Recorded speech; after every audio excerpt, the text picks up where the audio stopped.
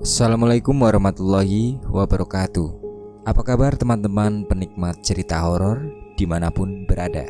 Dengan tidak bosan, saya selalu berdoa semoga teman-teman selalu diberi kesehatan serta dimudahkan dalam segala urusan. Amin. Pada kesempatan ini, saya kembali dan akan membagikan cerita horor dan mistis berjudul Mantan Perjodohan Berujung Dendam. Seperti apa cerita selengkapnya? Mari kita mulai. Seorang pemuda nampak sedang tersenyum sinis sembari menatap lekat ke arah seorang perempuan muda yang sedang berjalan tergesa ke arahnya. Di tangannya ada secari kertas yang nampaknya sudah diremas-remas oleh tangan perempuan itu. "Di mana Asmi?" tanya perempuan tersebut dengan nada yang tinggi. "Oh, mau cari Asmi? Dia ada di ruangannya lah," jawab si pemuda singkat. "Yati," panggil si pemuda pada perempuan itu. Yati tak menoleh sedikit pun. Ia sama sekali tak menghiraukan panggilan dari Lukman, nama dari si pemuda tadi. Brak! Pintu triplek tersebut ditendang paksa oleh Yati. Terlihat seorang laki-laki berusia 30 tahunan sedang duduk di depan komputer yang layarnya masih menyala.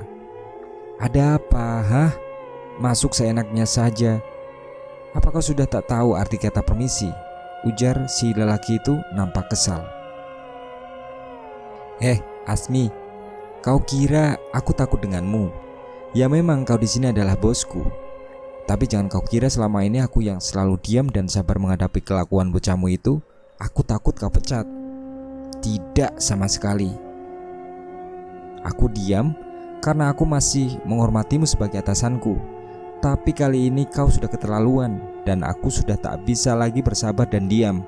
Kau boleh menghinaku, membuli aku di depan teman-temanmu, tapi jangan pernah sekalipun menghina orang tuaku. Ingat, aku tak akan pernah memaafkan kau, Asmi, bentak Yati diiringi air mata yang berlinang. Lalu Yati melemparkan kertas yang tadi dia genggam tepat di wajah Asmi. Setelah Yati keluar, Asmi memungut kertas itu lalu membukanya perlahan-lahan. Kata demi kata ia baca dengan saksama dan raut wajahnya seketika berubah. "Ya Tuhan, siapa yang membuat surat seperti ini atas namaku?" gumam Asmi.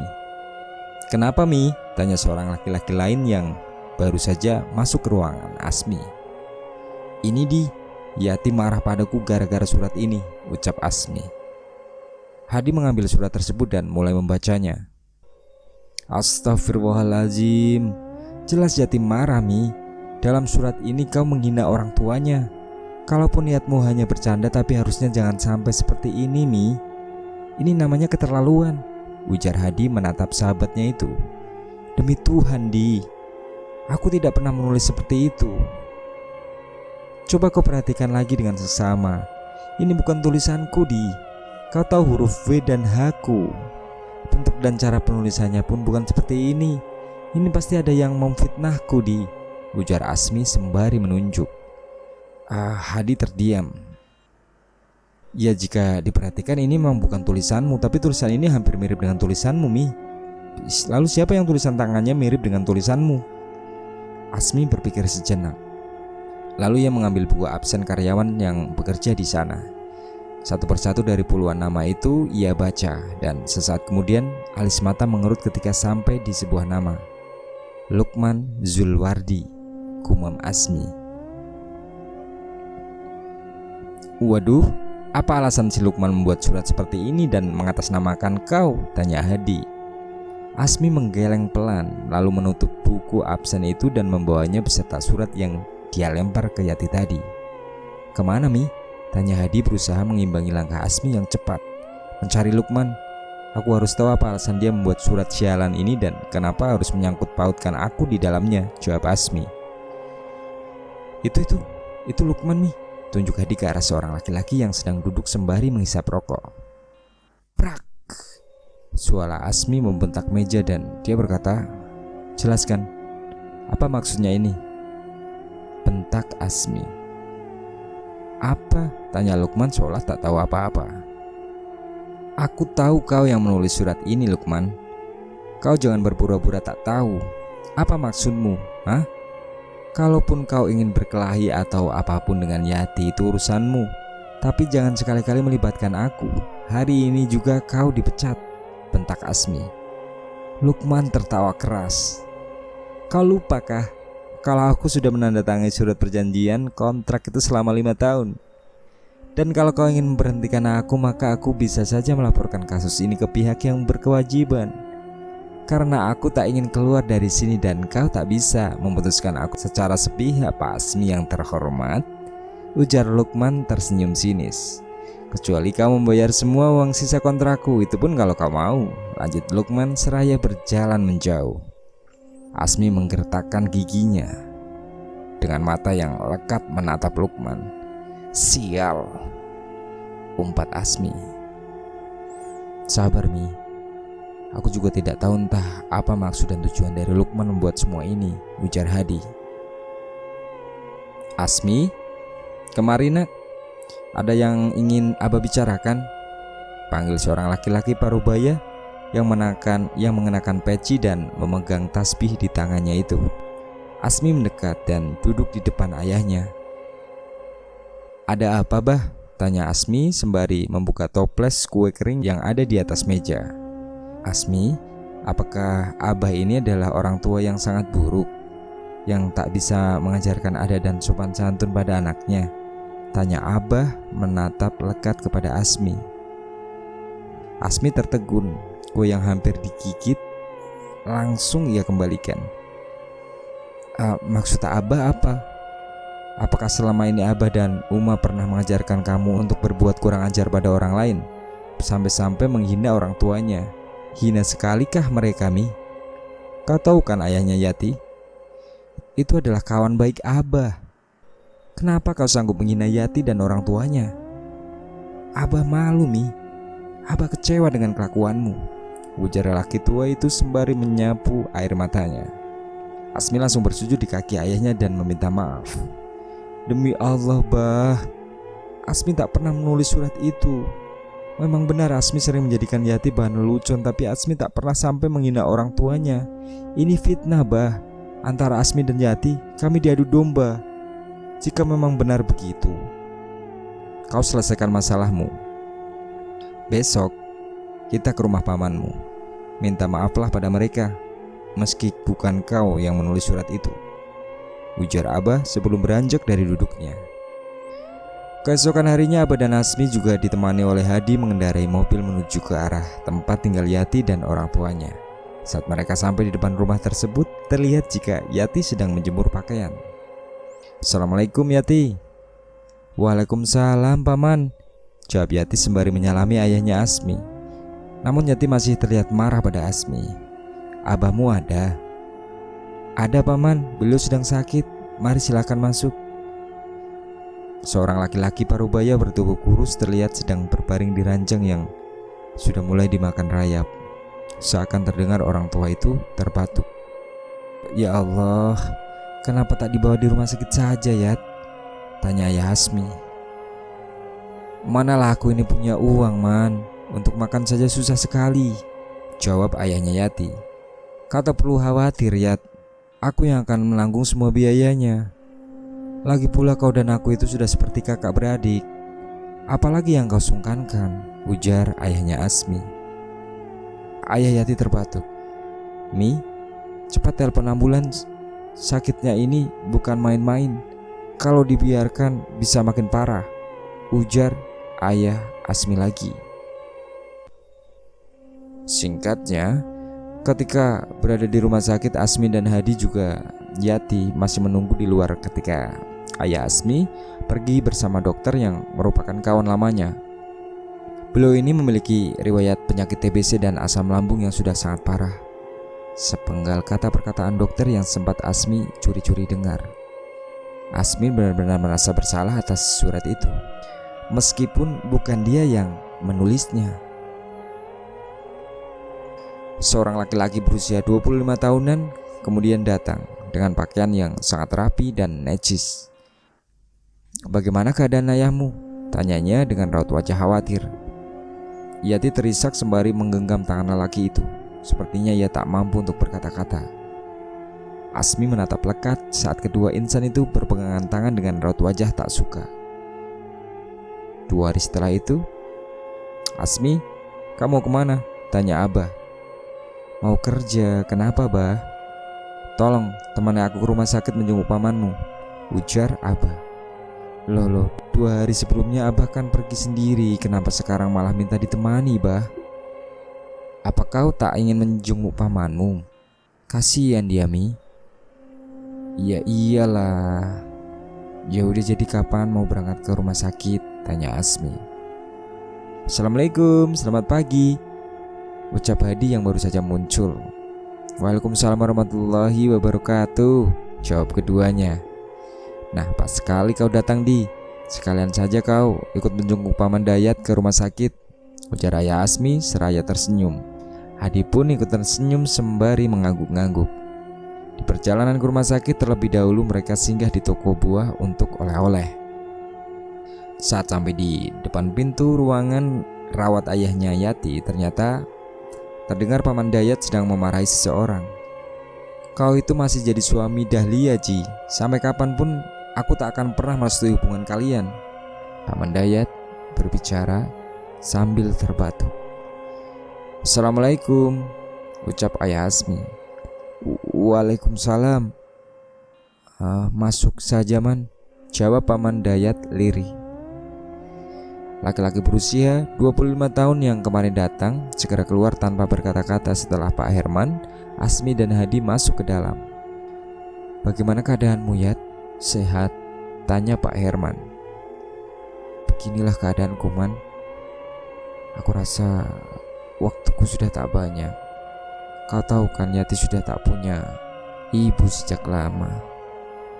Aku takut bila nanti aku sudah tiada, Yati akan bersalah jalan dan memilih laki-laki yang tak tepat untuknya, seperti laki-laki yang tadi datang.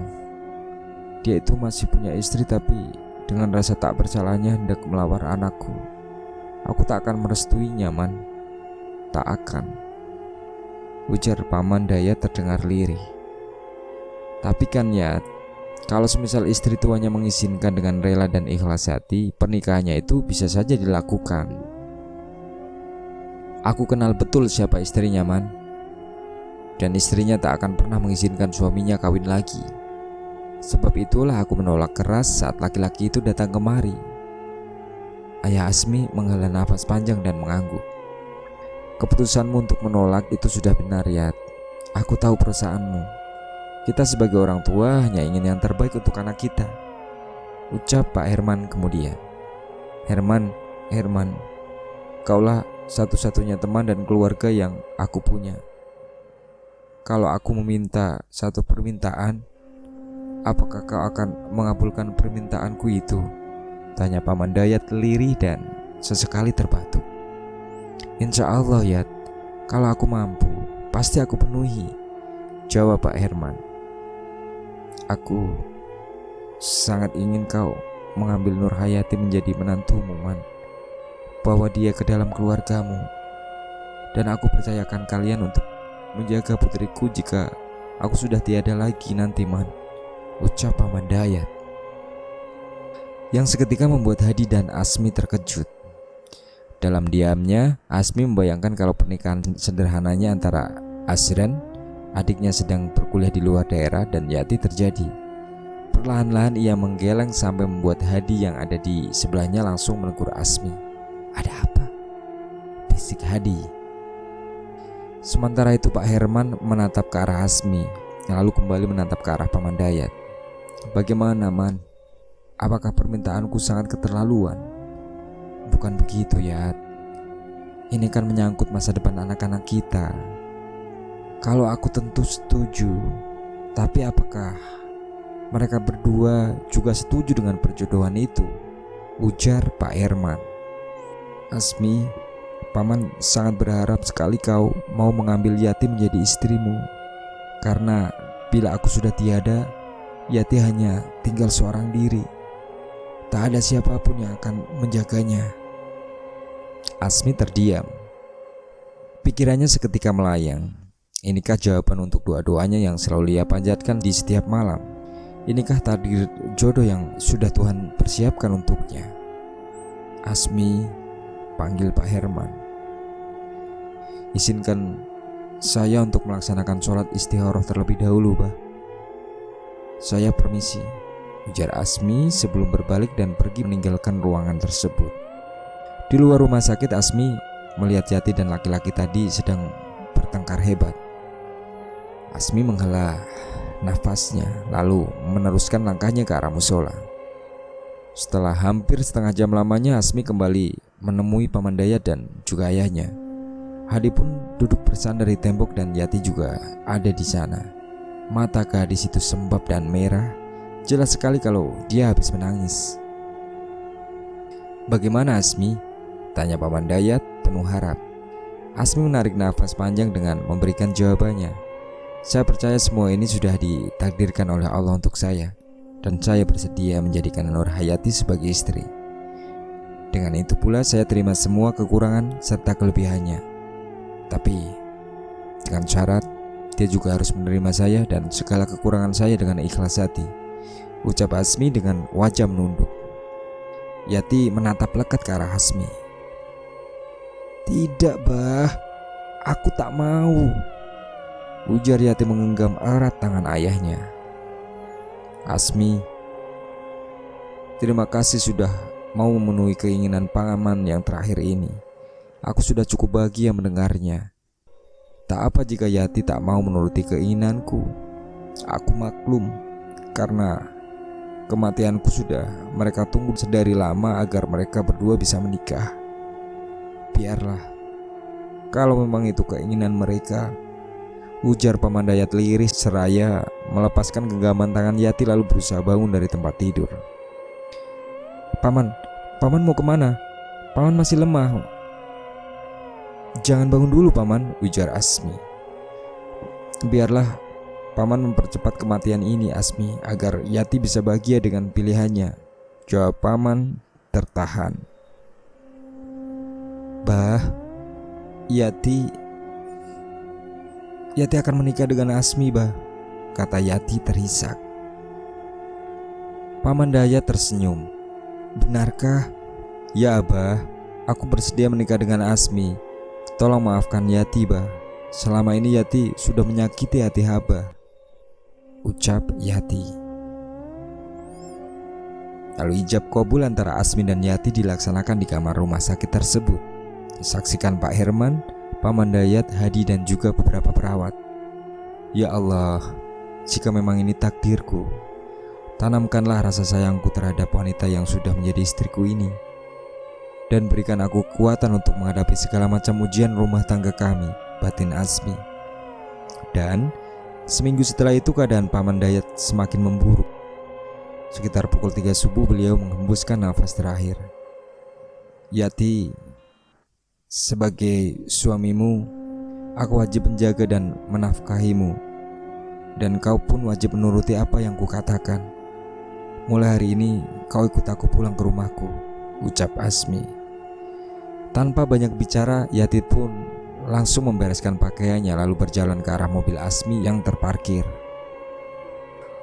Baru 2 hari setelah kepindahan Yati ke rumah Asmi tersebut, hal-hal aneh mulai bermunculan. Yati mendadak sakit. Tenggorokannya terasa sangat gatal dan kering. Bahkan kepalanya yang semula bersih tanpa kutu kini mulai gatal. Saat digaruk, kutu-kutu itu sudah tersangkut di kuku-kukunya. Dan saking banyaknya, jika disisir dengan sisir biasa pun akan banyak sekali kutu yang berjatuhan. "Ya Tuhan, kenapa kutumu bisa sebanyak ini?" ujar Asmi yang menyaksikan saat Yati menyisir rambutnya. "Aku tidak cocok tinggal di rumahmu. Sebelumnya seekor pun kutu tak pernah hinggap di kepalaku," jawab Yati ketus. "Coba aku bantu cari kutu-kutumu," kata Asmi seraya mendekat sambil berdiri dan ia mulai menyisir rambut istrinya. "Au!" ringis Yati saat sisir yang dipegang Asmi menyentuh permukaan kulit kepalanya yang ada benjolan sebesar kemiri. ujung sisir tersebut nampak ada sedikit darah dan nanah, membuat Asmi penasaran dengan benjolan itu. Perlahan ia menyibak rambut yang menutupi benjolan di kepala Yati, dan saat terbuka, benjolan tersebut mengeluarkan bau busuk. Di pinggir-pinggirnya ada banyak kutu yang sudah berkumpul seolah sedang menyaksikan pertunjukan belatung yang menggeliat-geliat di dalam benjolan yang sudah pecah tersebut, membuat perut Asmi seketika mual. Asmi langsung berlari ke arah jendela dan muntah di sana. "Kamu menghina aku, hah?" bentak Yati. Tidak, maaf. Sungguh aku tak menghinamu. Benjolan di kepalamu ada belatungnya. Ini sudah tidak wajar, Ti. Lebih baik kita ke rumah sakit ya, biar dokter yang obati, bujuk Asmi. Sepulangnya dari rumah sakit, keadaan kepala Yati bukannya membaik, malah semakin bertambah parah. Dan Asmi akhirnya mencari obat kampung, yaitu obat herbal untuk menghilangkan kutu-kutu di kepala Yati. Ia menumbuk beberapa daun nangka kulanda atau sirsak, lalu membelurkannya ke kepala Yati. Baunya sangat menyengat dan kata orang baunya itu sangat tidak disukai oleh beberapa jenis kutu. Namun kutu-kutu di kepala Yati ini sepertinya kebal dengan obat-obatan herbal manapun ataupun obat-obat dari dokter. Bahkan rambut-rambut Yati mulai rontok karena terlalu sering digaruk. Hampir setiap malam ia menangis menahan gatal di kepalanya yang semakin menjadi. "Asmi, coba kau bawa Yati ke rumah Ustadz Mansur. Karena Abah lihat keadaan istrimu itu makin aneh saja. Abah bukannya suuzon, tapi siapa tahu ada orang yang tak suka dengan pernikahan kalian ini, lalu berulah dengan cara seperti ini," ujar Pak Herman. Asmi tertegun. Ia mengangguk perlahan. "Baiklah Bah, hari ini Mi akan bawa Yati bertemu Ustadz Mansur," ucap Asmi sebelum berangkat kerja. Sementara itu di tempat kerja lagi-lagi Lukman membuat masalah. Dan kali ini kesalahannya sudah sangat fatal sekali untuk dibiarkan. Ia menghasut klien besar untuk tidak bekerja sama dengan Asmi, dan juga sudah memukuli Hadi sampai babak belur dikarenakan Hadi sudah menegur perbuatannya itu. "Perbuatanmu ini sudah sangat keterlaluan. Kau tidak saja merugikan bisnis ini, tapi kau juga memukuli sahabatku," bentak Asmi seraya mendorong tubuh Lukman hingga terjatuh. Lukman tersenyum sinis. "Tujuanku dari awal datang kemari memang untuk melihat kau hancur, Asmi. Usahamu, keluargamu, dan kau harus merasakan rasanya ditinggal oleh kawan-kawanmu saat kau sudah tak berpunya," ujar Lukman dengan tatapan sinisnya. "Bajingan kau," umpat Asmi yang langsung saja mengajar Lukman sampai terkapar dan tak berdaya. Akibat kejadian itu, Asmi dibawa ke kantor polisi. Tapi untungnya ada Hadi yang memberi kesaksian atas kejadian pemukulan tersebut yang sebenarnya. "Beberapa klien lain memutuskan kerjasama dengan kita, Mi," ucap Hadi sambil sesekali meringis karena lukanya yang disebabkan oleh Lukman. "Akhir-akhir ini banyak sekali masalah yang harus kuhadapi, Di. Mulai dari penyakit istriku sampai usahaku yang sudah berada di ambang kehancuran," ujar Asmi terdengar putus asa. "Aku turut prihatin, Mi. Tapi kudoakan semua kau kuat dan tegar menghadapi ujian dari Allah ini. Insya Allah, di balik semua ini Allah sudah menyiapkan satu hal yang sangat indah untukmu dan keluarga," ucap Hadi. "Amin, insya Allah, balas Asmi. Sesampainya mereka di rumah, nampak ada sebuah mobil mewah terparkir di halaman. Hadi dan Asmi berjalan masuk ke dalam rumah. Terlihat Pak Herman sudah berdarah-darah akibat dipukuli oleh seorang laki-laki yang merupakan mantan kekasih dari Yati. "Bagus kau sudah datang. Tua bangka ini tak mau memberikan apa yang sudah lama menjadi hakku," ujar laki-laki itu. "Abah, ya Allah Hadi, telepon ambulan Di, cepat Di," ujar Asmi panik. Dengan tergesa Hadi segera berjalan ke arah telepon rumah yang ada di atas meja. Tak lama kemudian ambulans akhirnya datang saat beberapa orang mengangkat tubuh Pak Herman untuk membawanya menuju ambulans. Asmi menunjuk wajah mantan kekasihnya Yati. "Kau tunggu," ujarnya. Setelah ambulans pergi membawa Pak Herman, Yang didampingi oleh Hadi, Asmi segera masuk ke dalam rumah. Tanpa babi bu lagi, ia langsung menampar wajah laki-laki itu secara berulang-ulang.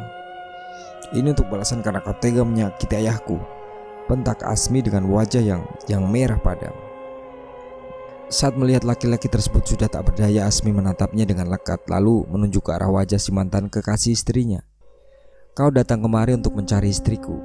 Apakah sudah lupa kalau Nur Hayati binti Dayat sudah sah menjadi istriku? Asal kau tahu saja, aku tak akan melepaskan Yati sampai kapanpun. Dan harusnya kau juga sadar kalau kau sudah mempunyai istri. Urus keluargamu sendiri, jangan sibuk mengganggu rumah tangga orang lain," bentak Asmi. "Sekarang juga kau keluar dari rumahku," teriak Asmi menggelagar. "Bila aku tak bisa mendapatkan Yati, maka jangan harap kau bisa hidup bahagia dengannya," ancam laki-laki itu. Asmi mendengus kesal. Ia membuang muka dan sama sekali tak mau menatap mantan pacar dari istrinya tersebut. 3 hari setelahnya, malam itu Asmi baru saja pulang dari rumah Ustadz Mansur. Tapi di tengah jalan yang gelap dan sepi, mobilnya tiba-tiba mati. Saat diperiksa di bagian mesin mobil, ada segumpalan rambut panjang di sana. Namun Asmi yakin kalau penyebab matinya mesin mobil itu bukan karena rambut tersebut. Lalu ia melemparkan rambut itu ke pinggir jalan, lalu berusaha mencari tahu penyebab mogok mobil tersebut. Sayup-sayup, Asmi mendengar seorang tengah bernyanyi dengan sesekali diiringi suara tawa yang membuatnya merinding. Dari mulutnya, Asmi tak lepas-lepas membaca doa. Akan tetapi suara itu justru semakin dekat dan dekat. Bisikan halus hampir saja membuat Asmi terhipnotis. Namun ia masih mampu untuk melawan bisikan yang berwujud itu dengan zikir yang tak pernah putus ia bacakan. Dari kejauhan ada sorot lampu mobil yang mendekat ke arahnya. Asmi tersenyum senang kala itu. Namun ketika ia berdiri di tengah jalan untuk memberhentikan mobil itu malah melaju dengan kecepatan yang tinggi ke arahnya. Andai Asmi tak langsung mengelak, mungkin ia tertabrak oleh mobil itu. Dan hal itu terjadi sampai berulang-ulang kali. Dan ada 2 orang sopir truk yang mengatakan kalau Asmi adalah hantu, yang tentu saja membuat Asmi bingung. Sementara di rumah, Pak Herman yang sedang berbaring di dalam kamar tidurnya mendengar suara teriakan Yati dari arah luar. Pak Herman bergegas bangun dan dengan kepala yang masih agak pusing beliau keluar dari kamar. Di bawah meja kompor, Yati sedang memakan sampah yang ada di dalam plastik. Ia mengeluarkan suara seperti anjing yang kelaparan. "Yati," panggil Pak Herman. Tapi tak ada jawaban sama sekali. "Yati, ini Abah, Nak." "Yat, kamu sedang apa di situ?" Yati dengan rambut terurai dan dipenuhi sisa-sisa sampah basah di sekitaran mulut dan wajahnya menatap lekat pada Pak Herman. "Tua pangka," umpat Yati, namun suaranya terdengar berat dan serak. Tidak seperti suara Yati biasanya yang lembut dan halus. "Astagfirullah," ucap Pak Herman. Yati berdiri, langkahnya seperti diseret. "Brak, Abah ada apa?" tanya seorang dari arah belakang. Saat Pak Herman menengok, rupanya itu adalah Yati. "Yati, inggih, Abah panggil saya?" tanya Yati. "Ya tadi Abah kira kau di sini, Yat," jawab Pak Herman seraya memegangi kepalanya yang terasa pening. "Tadi saya ke kamar mandi, Bah, keramas." "Sini, Bah, Yati bantu," ujar Yati lagi sembari memegangi lengan laki-laki tua itu, lalu mengantarkannya menuju kamar. Saat Yati berada di sebelahnya, Pak Herman mencium bau yang sangat tidak enak di kepala Yati. "Bagaimana keadaanmu, Nak? Sehat kan?" tanya Pak Herman. "Alhamdulillah, Bah, sehat," jawab Yati. "Ini sudah jam segini, kenapa Asmi belum pulang ya?" "Mungkin lagi di jalan, Bah," jawab Yati. "Ya sudah, Abah istirahat dulu ya." Abah minta izin untuk istirahat kepada menantunya tersebut. Yati melangkah meninggalkan kamar Pak Herman. Ia berjalan menuju ke kamar yang ia dan Asmi tempati. Namun saat dia melewati jendela besar yang tirainya terbuka dan mengarah langsung ke halaman samping, terlihat seorang perempuan bergaun putih tengah memiring-miringkan tubuhnya ke kiri dan ke kanan. Rambutnya panjang melebihi pinggang sambil menggaruk-garuk kepala yang sangat gatal. Yati berjalan pelan lebih dekat ke arah jendela. Ia ingin tahu apa yang sebenarnya dilakukan oleh si perempuan tersebut. Semakin diperhatikan, perempuan di luar itu semakin bertingkah aneh. Berapa kali ia melakukan pergerakan pinggang maju mundur dan berputar, lalu kemudian kayang sampai kepalanya benar-benar menyentuh tanah. Dalam keadaan masih kayang, perempuan itu berjalan dengan cepat ke arah jendela. Prak! Kepalanya membentur kaca jendela dengan sangat keras, membuat Yati seketika mundur dan menjauh. Kakinya benar-benar lemas, bahkan jantungnya terasa hampir meledak. Sambil berteriak, Yati berlari ke arah kamar Pak Herman. "Abah, Bah, Abah!" teriak Yati. "Halo?" Di tempat lain, Asmi berusaha menelpon Hadi, namun sinyal di daerah tersebut rupanya hilang, membuat Asmi kesusahan untuk menghubungi sahabatnya si Hadi. "Di, kau bisa tolong aku? Mobil itu mogok di jalan yang disamarkan." "Ini loh Di, aku di jalan bekas tabrakan beruntun itu. Aku sekarang berada di tak jauh dari lokasi tabrakan itu Di." Isi pesan SMS yang dikirim oleh Asmi untuk Hadi. Dan malam pun semakin larut. Jalanan itu mulai dipenuhi kabut. Beberapa truk masih terlihat melintas dengan kecepatan tinggi. Asmi duduk di dalam mobilnya sambil meminum air mineral yang ada di dalam botol. Sekitar hampir setengah jam, ada sebuah mobil yang berhenti tepat di depan mobil Asmi. Dua orang laki-laki keluar dengan membawa tongkat besi. Asmi yang sudah bersiap siaga segera keluar dari mobilnya menghadang dua pria tersebut. Perkelahian tak seimbang pun terjadi. Asmi kewalahan mempertahankan dirinya, sehingga beberapa pukulan tongkat besi tersebut dapat mengenai tulang kering dan punggungnya. Namun untungnya suara klakson yang dibunyikan berulang-ulang oleh mobil di belakang mampu membuat kedua orang itu melarikan diri dan melaju dalam kegelapan. Hadi segera keluar dari mobilnya dan berlari menghampiri Asmi yang berusaha berdiri. "Maaf Mi, aku tadi ketiduran. Untung saja saat aku masuk ke kamar mandi aku cek HP dan membuka isi pesanmu. Makanya aku buru-buru kemari." "Ya Tuhan, apa mereka itu tadi perampok? Kau ingat plat nomornya?" ujar Hadi. "Bawa aku pulang Di, aku mau pulang," kata Asmi enggan menjawab pertanyaan Hadi, karena ia sendiri pun tak tahu niat sebenarnya dari dua orang tadi. "Yakin mau pulang? Keadaanmu begini loh. Kita ke rumah sakit saja dulu ya, dan setelah luka-lukamu diobati barulah aku akan mengantarmu pulang," bujuk Hadi. "Tidak usah Di, aku mau pulang saja. Perasaanku tak enak. Aku takut terjadi sesuatu di rumah," ujar Asmi. Hadi mengangguk lalu membantu Asmi untuk berjalan menuju mobilnya. "Sebentar ya, aku ambil barangmu di dalam mobil dulu," ujar Hadi sebelum berlari ke arah mobil Asmi. Raut wajah Asmi nampak sangat khawatir. "Ayo," ujar Hadi yang baru saja masuk dan duduk di belakang setir. Mobil tua tersebut melaju, membuat kabut yang menutupi jalanan sekitar 2 kiloan dari tempat itu.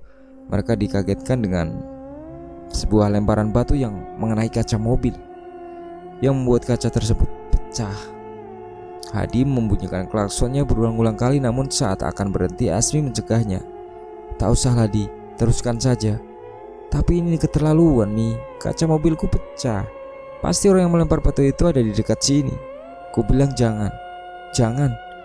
Lebih baik segera tancap gas dan antar aku pulang. Aku khawatir kalau Abah dan istriku kenapa-napa di rumah," ujar Asmi. Setelah sampai di halaman rumah Asmi, Hadi segera membantu Asmi untuk berjalan ke arah pintu. "Abah, Mang." Asmi mengetok pintu sambil berteriak. Namun sama sekali tak ada jawaban dari dalam rumah, walaupun dia sudah memanggilnya berulang kali. Sebentar biar ku cek ke belakang. Siapa tahu si Amang lagi ngopi, ujar Hadi, lalu berlari ke arah belakang menuju kamar dan dapur kecil milik Amang yang menjaga rumah Asmi. Namun kamarnya kosong dan terkunci dari luar. Tak ada orang. Kamar Amang terkunci. Coba kau telepon Yati Mi, ujar Hadi. Asmi merogoh sakunya, mengeluarkan HP, namun betapa kecewanya Asmi begitu tahu HP-nya sudah rusak karena mungkin saat ia dipukuli tadi HP-nya terkena pukulan dari tongkat besi. HP-ku rusak lagi. Coba kita dobrak saja di. Dobrak? Masuk akal Mi. Ini pintu kayu bukan sembarang kayu, tapi ulin. Salah-salah tulangku yang patah kalau memaksa mendobrak pintu rumahmu ini, ujar Hadi. Tak habis akal dan tertatih Asmi menuju ke arah jendela kamar ayahnya. Berulang-ulang kali ia memukul kaca jendela itu dengan kayu yang menimbulkan suara gaduh. Bah, ini Asmi bah. Buka pintunya bah, teriak Asmi. Mi, pintunya sudah dibuka, kata Hadi. Pak Herman terlihat pucat dengan keringat yang membasahi pelipisnya. Yati Mi, Yati. Kenapa bah? Ada apa dengan Yati? Di dalam kamar, coba kau lihat sendiri. Dia seperti orang kerasukan. Beberapa kali aku ditendang olehnya, ujar Pak Herman. Hadi dan Asmi segera berlari ke arah kamar. Nampak pintu kamar itu Pak Herman halangi dengan tongkat, mungkin agar Yati tak bisa keluar. Terdengar teriakan melengking dari dalam. Kadang terdengar seperti orang marah, dan sesekali terdengar seperti rintihan pilu. Yati, panggil Asmi, seraya menempelkan telinganya ke pintu. Kembalikan, teriak Yati melengking dari dalam kamar. Gendang telinga Asmi berdengung, sakit rasanya. Suara itu seakan menusuk jauh ke dalam telinganya, menciptakan dengungan dan rasa sakit yang teramat sangat. Telinga kau berdarah Mi, ujar Hadi. Dengan raut wajah meringis, Asmi menyapu telinganya. Darah yang hangat masih terasa terus mengalir keluar dari telinganya. Allahu Akbar, Allahu Akbar, ucap Pak Herman memegangi pundak Asmi. Asmi menjamkan matanya, kepalanya mulai terasa pening dan tiba-tiba saja perutnya menjadi mual. Asmi muntah saat itu juga. Terdengar suara gemerincing ketika muntahan Asmi menyentuh lantai. Beberapa buah paku kecil tergeletak di antara darah yang keluar dari mulut Asmi. Tak hanya sampai di situ, rasa mual dan pening masih Asmi rasakan. Dadanya terasa sesak seketika ada sesuatu yang menggeliat keluar dari dalam tenggorokannya. 2 ekor ular kecil dengan warna hitam putih bercampur darah menggeliat-liat di lantai. Pak Herman dan Hadi ternganga, seolah tak percaya. Santet, ini santet, ujar Hadi yang langsung menginjak-injak ular kecil tersebut. Tubuh Asmi ambruk, ia terjatuh ke lantai. Pak Herman sangat panik kala itu. Tak henti-hentinya ia berdoa, sementara Hadi berlari keluar rumah. Ia bermaksud untuk memanggil Ustadz Mansur. Namun baru saja sampai di depan pintu mobilnya, Hadi melihat penampakan seorang perempuan di bawah lampu teras tengah menggerakkan bagian pinggang ke atas, maju mundur dan berputar sebelum akhirnya kayang dengan kepala yang menyentuh tanah. Makhluk itu berlari ke arah Hadi, namun dengan gerakan refleks, Hadi langsung masuk ke dalam mobil dan menghidupkan mesinnya. Saat ia menoleh lagi ke arah rumah Asmi, terlihat sebuah bola api melayang dan hinggap di salah satu sudut atap rumah Asmi. Ya Allah, ya Tuhanku, lindungilah Asmi dan keluarganya, ucap Hadi sebelum melajukan mobilnya menuju ke tempat Ustadz Mansur. Azan subuh sudah hampir berkumandang ketika Hadi dan Ustadz Mansur tiba di rumah Asmi. Pak Herman masih tersadar, namun keadaannya sudah benar-benar parah dengan luka pukulan di bagian wajah dan perutnya. Ruangan itu dipenuhi dengan bekas tapak kaki yang berdarah-darah. Pintu kamar yang digunakan untuk mengurung Yati terbuka. Tongkat yang sebelumnya digunakan untuk menahan pintu agar tak terbuka rupanya sudah patah. Sementara Asmi masih tak sadarkan diri. Tubuhnya sangat dingin dan denyut nadinya yang juga lemah. Dengan air mata yang masih merembes, Hadi berusaha menelpon rumah sakit agar secepatnya mengirimkan ambulans untuk Asmi dan Pak Herman. Sementara itu, Ustadz Mansur berjalan pelan ke arah sudut rumah yang lampunya sudah pecah dan menyisakan serpihan yang berhamburan di lantai. Ustadz Mansur terus bersikir saat melihat sosok perempuan yang sebelumnya juga sudah pernah menampakkan diri pada Hadi. Perempuan itu memutar kepalanya ke belakang lalu menyeringai menakutkan. Dengan kepala yang masih memutar ke belakang, sosok perempuan itu kemudian membungkukkan tubuhnya. Lidahnya menjulur, panjang dan besar, membuat Ustadz Mansur mundur beberapa langkah. Bismillahirrahmanirrahim. Allahu la ilaha illa huwal hayyul qayyum la ta'khudhuhu sinatun wa la naum lahu ma fis samawati wa ma fil ardi man dzal ladzi yasfa'u indahu illa bi'idnih ya'lamu ma baina aydihim wa ma khalfahum wa la yatihuna bi syai'in min ilmihi illa bima syaa wasi'a kursiyyus samawati wal arda wala ya'uduhu hifdzuhuma wa huwal aliyyul adzim. Kemudian suara lemari tempat menaruh koleksi piring di sebelah Ustadz Mansur roboh terdengar sangat keras. Untung saja Ustadz Mansur masih bisa mengelak sehingga beliau tak tertimpa oleh lemari yang ambruk secara tiba-tiba itu. Dan anehnya, perempuan yang tadi berdiri di sudut ruangan sudah tak ada lagi. "Keluar kau wahai iblis!" seru Ustadz Mansur. Tiba-tiba dari balik tirai terlihat pergerakan aneh. Ustadz Mansur melangkah pelan ke arah tirai. Lalu tiba-tiba suara angin panas menyapu wajahnya. Bau busuk menyengat tercium dari arah angin itu berasal. Di luar, ambulans sudah sampai dan Hadi membantu untuk menggotong tubuh Asmi dan juga Pak Herman ke dalam ambulans, meninggalkan Ustadz Mansur seorang diri di dalam rumah tersebut. Lampu-lampu mati. Rumah tersebut benar-benar dalam keadaan gelap gulita. Ustadz Mansur duduk di lantai dan mulai melantunkan ayat suci Al-Quran dengan mata yang tertutup. Jendela-jendela terbuka dan tertutup dengan sendirinya. Namun lama-lama terdengar seruan sholat dari arah masjid, pertanda subuh sudah datang dan sebentar lagi matahari akan muncul. Bisikan-bisikan tak jelas kalimatnya terdengar di telinga kiri dan kanan Ustadz Mansur. Suara desahan yang tak jelas dan benar-benar tak jelas. Namun beliau tetap fokus hingga serpihan kaca dari lemari itu tiba-tiba saja mengenai punggung beliau. Sosok perempuan tadi kembali muncul di hadapan Ustadz Mansur. Ustadz Mansur berdiri. A'udzubillahi minasyaitonirrajim. Bismillahirrahmanirrahim. Allahu Akbar. Dilanjutkan dengan bacaan-bacaan lainnya. Sosok perempuan itu mulai bereaksi. Allahu Akbar, ucap Ustadz Mansur seraya mendekati sosok perempuan tersebut. Kembalilah pada Tuanmu dan jangan pernah mengganggu keluarga ini lagi, ujar Ustadz Mansur seraya mengibaskan tangannya yang masih memegang tasbih ke arah sosok perempuan itu. Rumah tersebut kembali hening dan tenang ketika sosok tadi menghilang. Lampu pun kembali menyala. Ustadz Mansur melangkah keluar dari rumah itu dengan sangat hati-hati, karena banyak kaca-kaca yang pecah dan berserakan di lantai. Ustadz Mansur berjalan ke arah halaman rumah dan di beberapa sudut beliau menemukan buntalan yang ditanam oleh seseorang. Alhamdulillah, ucapnya setelah membakar buntalan-buntalan itu ke dalam api.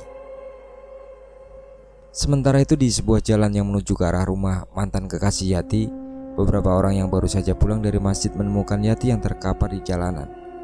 Mereka mengenali Yati. Entah bagaimana bisa Yati berjalan begitu jauh sampai ke tempat itu. Saat seseorang membawanya ke rumah salah satu warga, tubuh Yati masih sangat lemas dan pucat. Ustadz Mansur masih duduk di teras rumah Asmi ketika mobil Hadi memasuki halaman.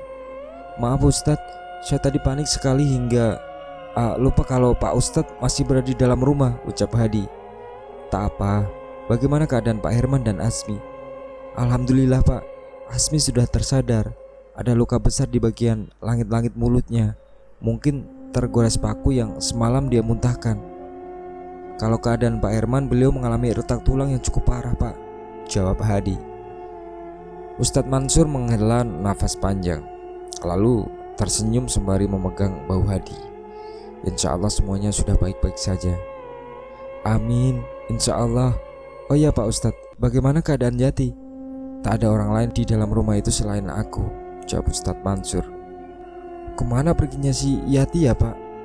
Tenanglah, insya Allah Yati baik-baik saja, dan dia pasti akan segera pulang ke sini.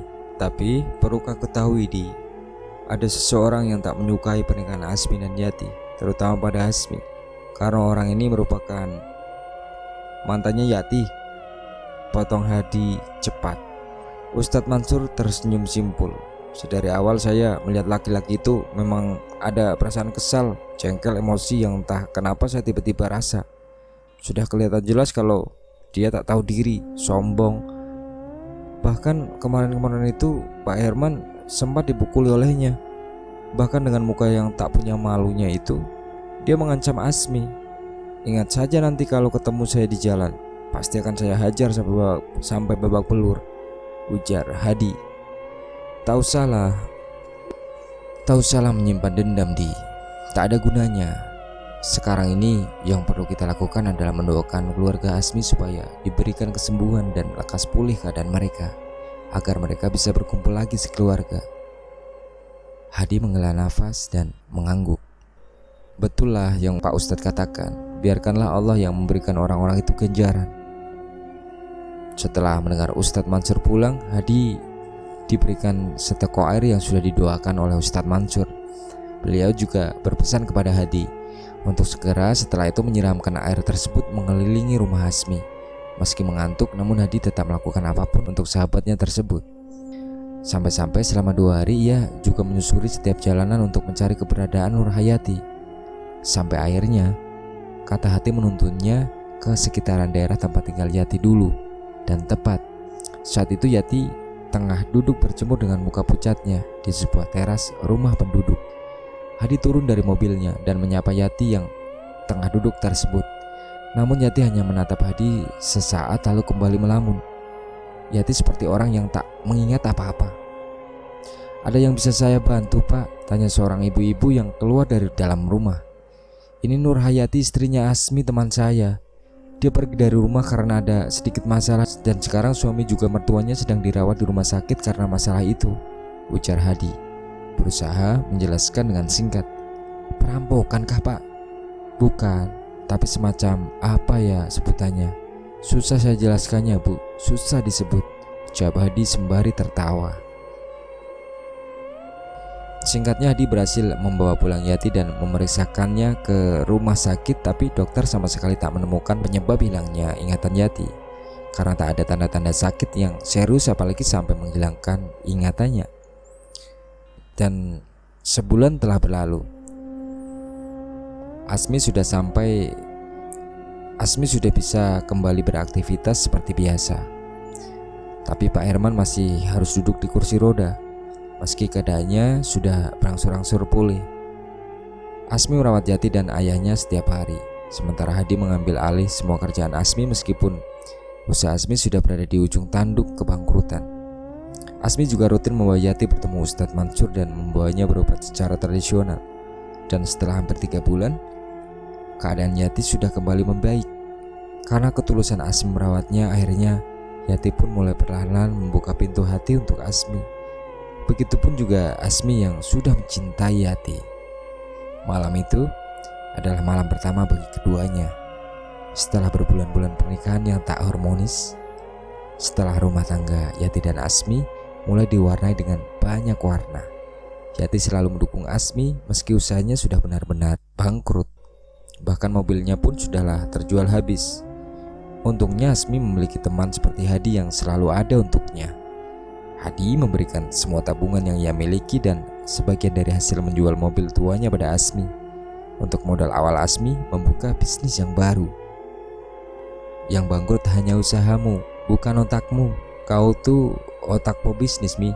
Tak peduli sedalam mana kau terjatuh, kau pasti bisa naik kau pasti bisa naik lagi ke permukaan. Aku yakin itu, ujar Hadi sembali tersenyum. Terima kasih, Di. Sama-sama, tapi kau harus ingat, aku tak memberikan uangku secara cuma-cuma untukmu. Nanti kalau kau sudah sukses, kau wajib mengembalikan uang itu padaku, ujar Hadi seraya menepuk bahu Asmi. Dan ternyata usaha yang dirintis Asmi mulai menunjukkan hasil. Perlahan usahanya mulai berkembang dan maju. Dan dalam beberapa bulan saja, ia sudah bisa mengembalikan modal yang diberikan oleh Hadi dulu. Dan kabar baik pun bertubi-tubi mendatangi Asmi. Istrinya hamil dan ayahnya sudah bisa berjalan normal tanpa kursi roda. Beliau sudah sehat dan sangat bersemangat untuk menyambut cucu pertamanya lahir ke dunia. Dan itulah cerita yang sangat menarik yang kami bagikan dalam kesempatan ini. Semoga kita bisa mengambil hikmah dari cerita tersebut. Sekian dari saya, selalu jaga kesehatan dan selalu berdoa, dan sampai jumpa di cerita kita selanjutnya. Wassalamualaikum warahmatullahi wabarakatuh.